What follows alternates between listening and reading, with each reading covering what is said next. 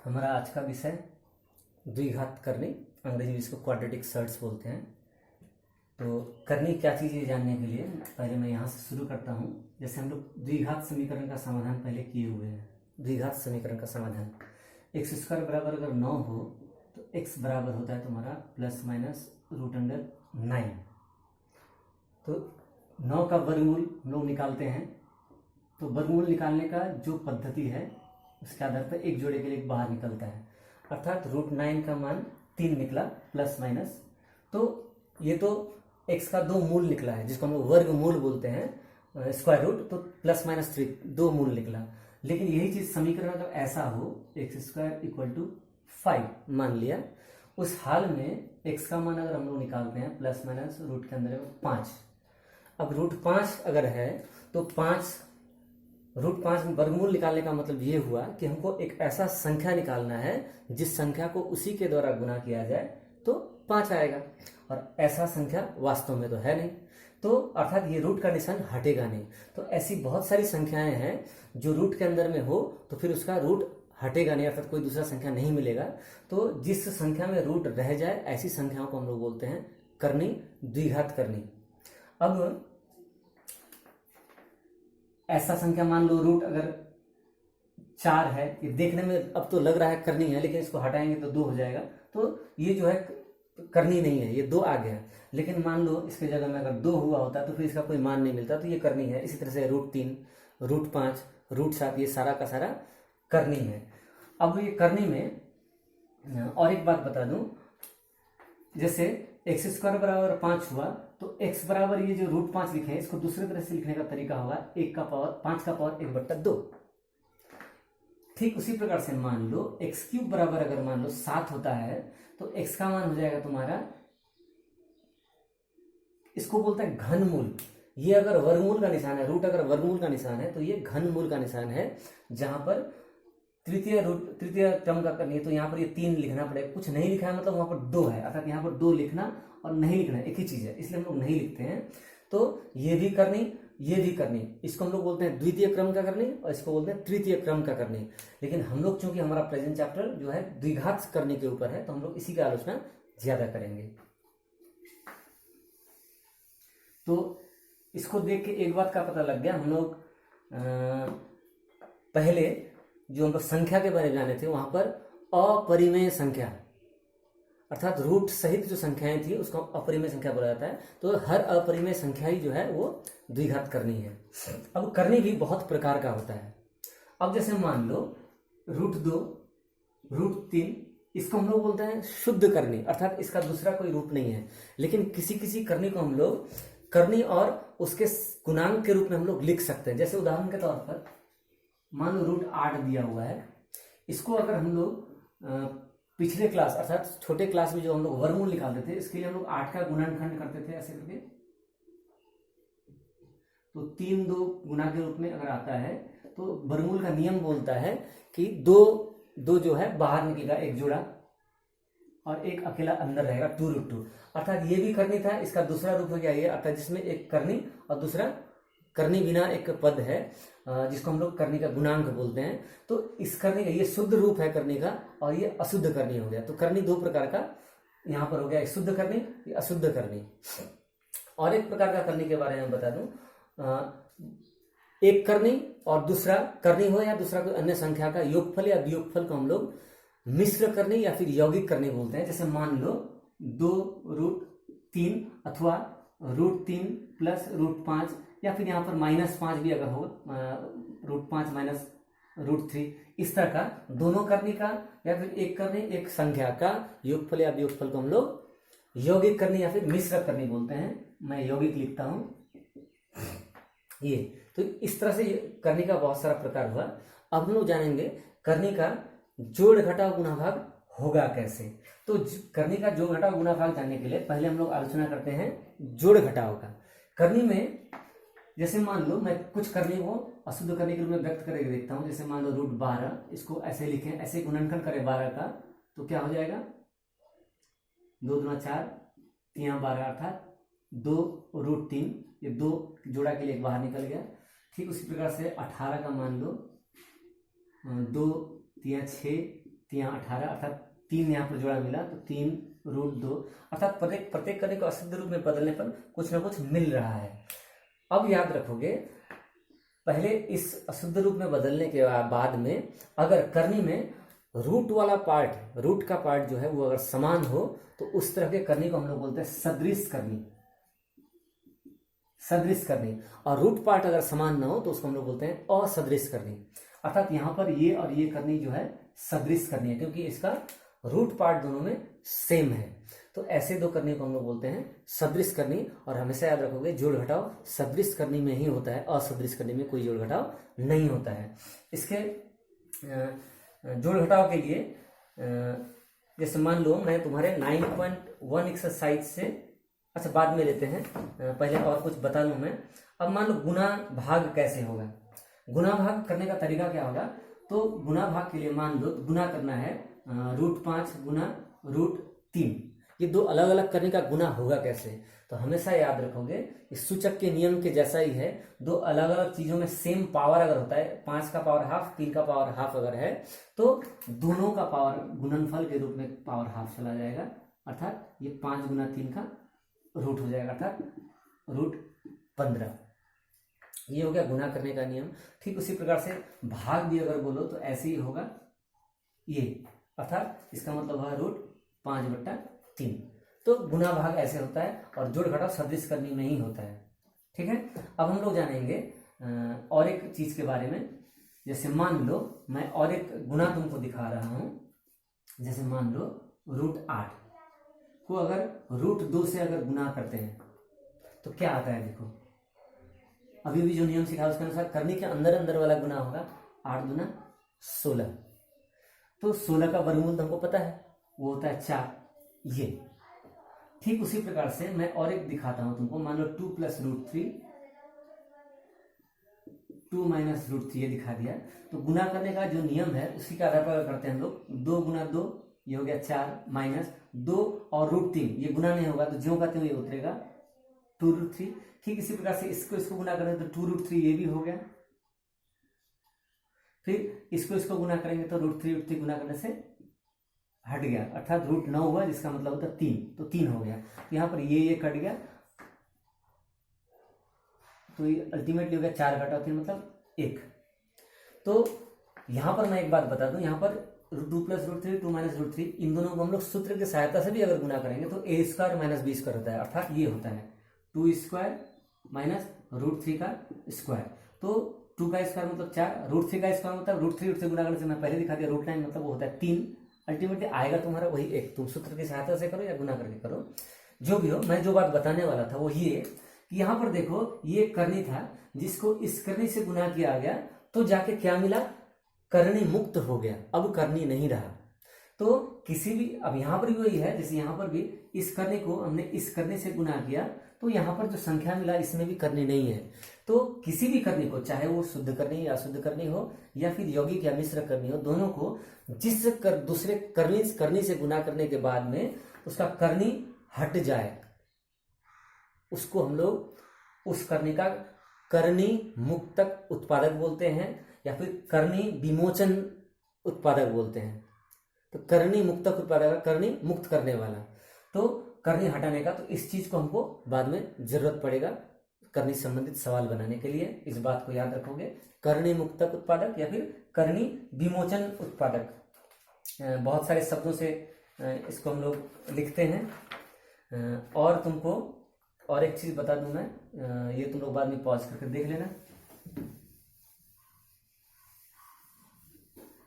और एक चीज मैं बोलना चाह रहा हूं वो ये, जैसे मान लो एक करनी है √3 + √2 या फिर तुमको सुविधा से दूसरा किसी का भी दिखा हो जाएगा 2 + √3 से, इसका दोनों का मैं दिखा देता हूँ साथ साथ में।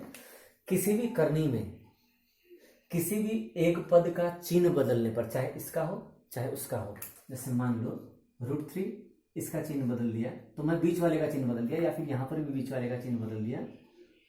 तो बीच वाले का चिन्ह बदलने के बाद फिर एक यौगिक करनी मिला। इस यौगिक करने को इस यौगिक करने का अनुबंधी करनी बोलते हैं, याद रखोगे, अनुबंधी करनी। ठीक, इसका अनुबंधी करनी ये, तो ये एक दूसरे का अनुबंधी करनी, इसका अनुबंधी ये, इसका अनुबंधी ये, इसका अनुबंधी ये, इसका अनुबंधी ये। तो अनुबंधी करनी निकालने का तरीका क्या है, तो बीच का चिन्ह बदलना पड़ेगा। तो इस बात को याद रखोगे, बाद में काम आएगा। अब हम लोग करेंगे करनी का तुलना, कौन सा करनी बड़ा, कौन सा करनी छोटा। उदाहरण के तौर पर जैसे मान लो √8 और √5 है मान लो, तो दोनों को देखने पर कौन बड़ा है कौन छोटा है, ये तो अंदर का संख्या देखने पर ही पता चल जाता है। रूट के अंदर में जो संख्या बड़ा है वही बड़ा, अर्थात 8 5 से बड़ा होता है, तो √8 जो है √5 से बड़ा होगा। लेकिन कभी कभी दिक्कत क्या होता है, जैसे मान लो 2√3 और 3√2, ये दोनों में बड़ा कौन है, ये जानने का तरीका है क्या, सबको शुद्ध करने के रूप में हमको व्यक्त करना पड़ेगा। शुद्ध करने के रूप में व्यक्त करने के लिए अर्थात सबको रूट के अंदर लाना पड़ेगा। तो 2√3 में अगर अंदर वाला बाहर जो 2 है उसको अगर अंदर लेंगे तो 2 बार गुना होगा, क्योंकि बाहर अंदर से बाहर आने से 2 के लिए 1 आता है, तो बाहर से अंदर जाएगा तो 1 के लिए अंदर 2 जाएगा, अर्थात ये बन जाएगा 2 × 2 × 3। ठीक उसी प्रकार से यहाँ पर अगर है 3 बाहर है तो वो अंदर जाएगा तो 2 3 गुना होगा। तो करने पर ये क्या हो गया, 2 दूना 4 3 12, ये हो गया 3 3 9 दूना 18। अर्थात शुद्ध करने के रूप में बदलने पर अब देखा जा रहा है कि यहाँ पर ये 18 जो है 12 से बड़ा है, तो ये बड़ा ये छोटा है। तो ये है मूल रूप से करने के बारे में इतना ही है। अब हम लोग पुस्तक से कुछ सवाल करते हैं तो तुमको समझ में आएगा। जैसे यहाँ पर 9.1 एक्सरसाइज में 9.1 एक्सरसाइज में देखो कुछ सवाल है, जहां पर मैं एक और एक दिखा देता हूं। जैसे यहाँ पर है √108, इसको करना क्या है, यहाँ पर बोला है मौलिक संख्या अमौलिक संख्या के गुणनफल के रूप में लिखें। अर्थात ये गाणितिक भाषा है, एक्चुअली बोला जा रहा है रूट का और रूट का मतलब करनी का सहग गुणांक के रूप में लिखना है। तो इसके लिए नियम क्या है, तो 108 का हम लोग गुणनखंड करेंगे,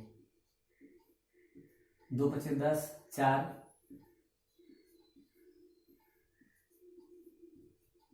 ये 2 × 2 × 3 × 3 × 3 ये हुआ। अब यहां पर हुआ क्या, एक जोड़ा के लिए एक बाहर, फिर एक जोड़ा के लिए और एक बाहर, बच गया अंदर में √3, जिसका कोई जोड़ा नहीं है वो अंदर ही रहेगा, तो ये बन गया 6√3।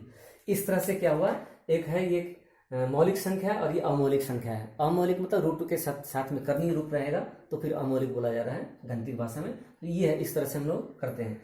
यहाँ पर और एक सवाल है, मैं तुमको दिखा दूं। जैसे मान लो 4 नंबर में है, 4 नंबर में इस तरह का संख्या है, सवाल है जिसमें बोला है दिखाएं। दिखाएं मतलब ही तुम्हारा आ जाएगा LHS।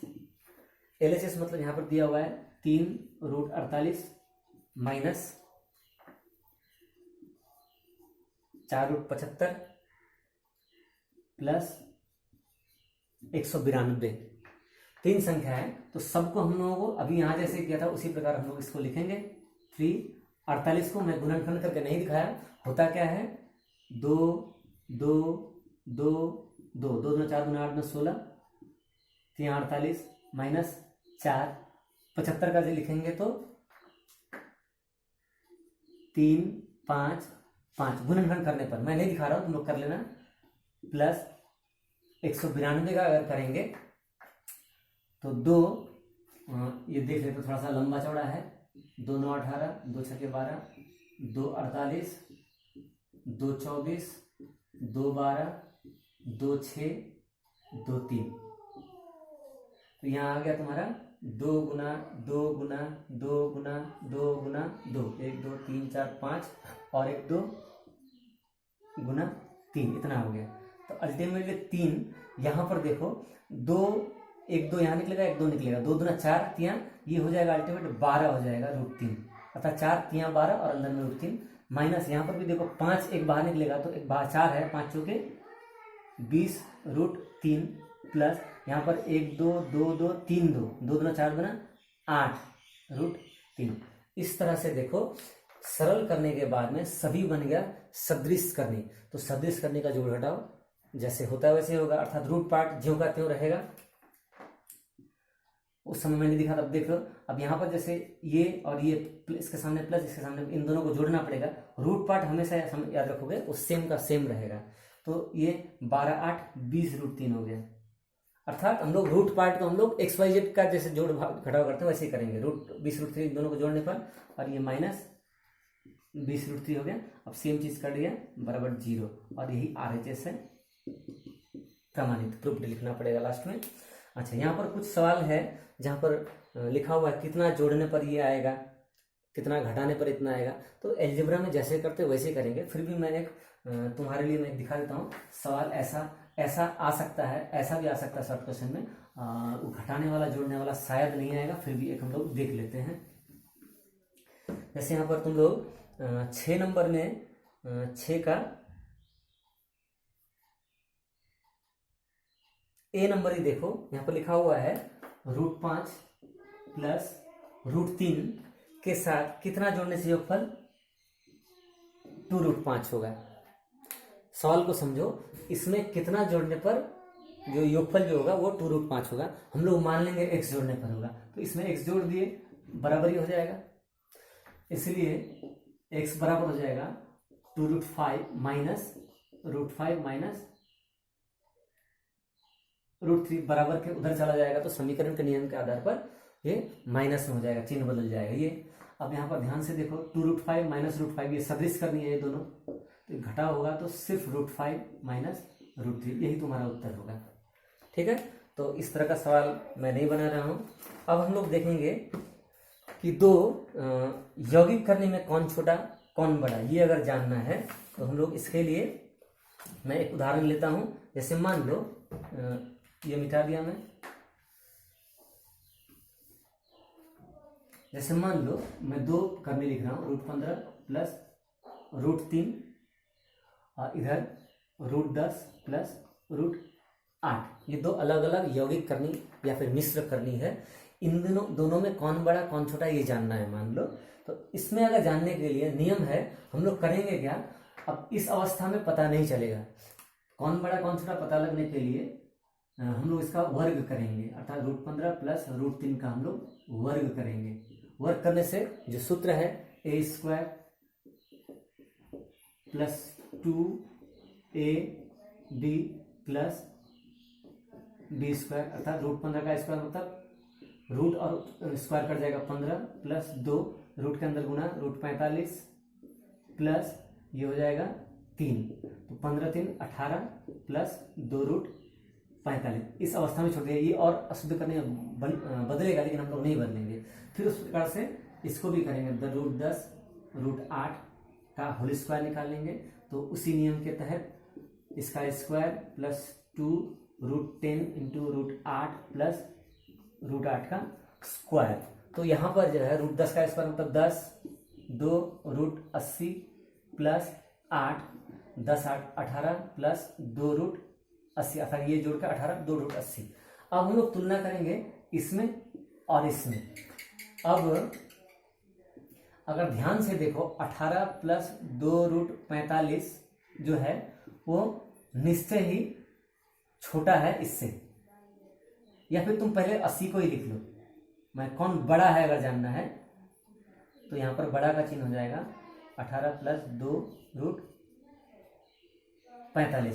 अब हमको ये पूछा जाए कि बड़ा कौन है, तो बड़ा को ही पहले लिख लेते हैं। देख दोनों का अगर ध्यान से देखो 18 इसमें भी है 2 इसमें भी है, रूट के अंदर यहाँ 45 रूट के अंदर यहाँ पर 80, तो ये जो है बड़ा है, तो ये इससे बड़ा है। तो ये अगर बड़ा है उसका मतलब स्क्वायर बड़ा है, √10 प्लस √8 जो है का होल स्क्वायर ये बड़ा है इसके, ये जिसके लिए आया था, अर्थात √15 प्लस √3 का स्क्वायर, ये स्क्वायर बड़ा है, उसका मतलब है स्क्वायर छोड़ देंगे तो भी बड़ा होगा। अर्थात तुम लोग जान लिए कि ये इससे बड़ा है। तो ये है तुम्हारा यौगिक करने में कौन बड़ा कौन छोटा जानने का एक पद्धति। और भी प्रश्न तुम्हारे यहाँ पर है।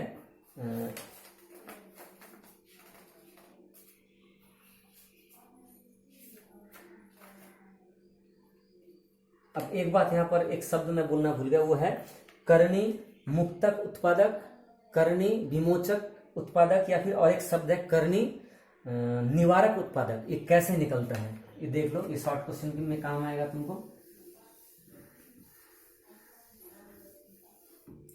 जैसे मान लो एक पुस्तक में दिया हुआ है, मैं इसी से लिख रहा हूं, तो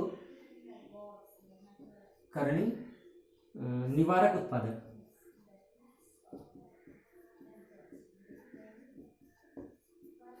याद रखोगे, करणी निवारक, करणी मुक्तक, करणी विमोचक, सब एक ही शब्द है।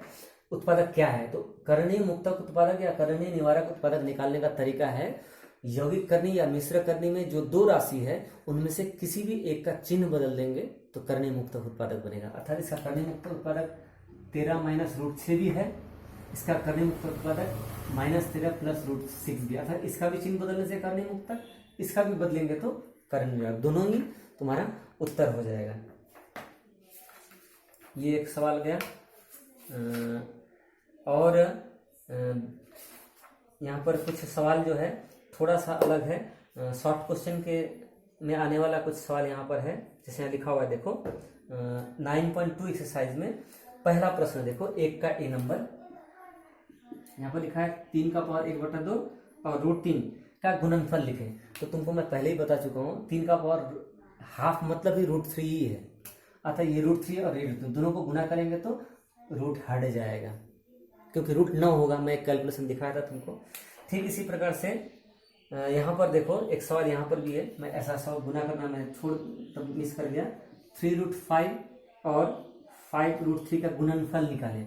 तो नियम याद रखोगे, करनी में गुना करने का नियम है, करनी के अंदर अंदर वाला गुना होगा, करनी के बाहर बाहर वाला गुना होगा। तो जैसे यहाँ पर ये 3 और 5 बाहर में है तो ये गुना होगा 15, अंदर अंदर 5 3 है तो ये गुना कर देंगे 15 होगा, 15√15।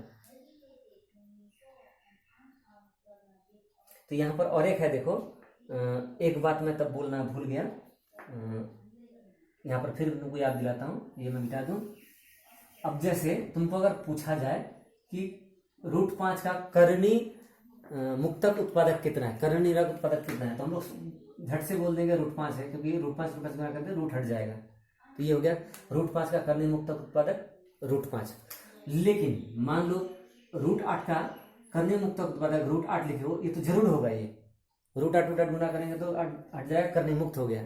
लेकिन तुमको अगर ये पूछा जाए कि न्यूनतम कितना होगा करणी मुक्त, तो तुमको याद रखना पड़ेगा जी, यहाँ पर करनी के अंदर में जो संख्या है उसको निम्नतम सबसे छोटा से छोटा किस संख्या से गुना करें कि वो एक पूर्ण वर्ग संख्या बन जाए। तो यहाँ पर हमको समझ में आ रहा है, देखो 2 से गुना करने से √16 होगा, अर्थात 4 हो जाएगा। अर्थात अंदर वाले संख्या को किस संख्या से गुना करने पर वो एक पूर्ण वर्ग संख्या बन जाएगा, उसमें ही रूट लगेगा। तो 8 को 2 से गुना करने पर 16 होगा, जो कि पूर्ण वर्ग संख्या है, तो रूट उसमें लग जाने से वो हो जाएगा था न्यूनतम मान। ऐसा ही प्रश्न तुम्हारा यहाँ पर दिया हुआ है 3 का ए, 9.2 एक्सरसाइज 3 का ए नंबर में, √5 का करणी निवारक उत्पादक √x हो तो x का निम्नतम मान क्या होगा। तो √5 के क्षेत्र में तो निम्नतम मान √5 ही होगा, अर्थात x का मान 5 हो जाएगा। और ऐसा कुछ यहाँ पर है नहीं, मिश्र करने के बारे में लिखो। तो बस आज के लिए इतना ही, हम लोग अगले क्लास में हम लोग इसका जो 3 नंबर का अनिवार्य प्रश्न, कंपल्सरी प्रश्न जो परीक्षा में आता ही है 3 नंबर का, वैसा चैप्टर 9.3 एक्सरसाइज है जो हम लोग अगले क्लास में करेंगे।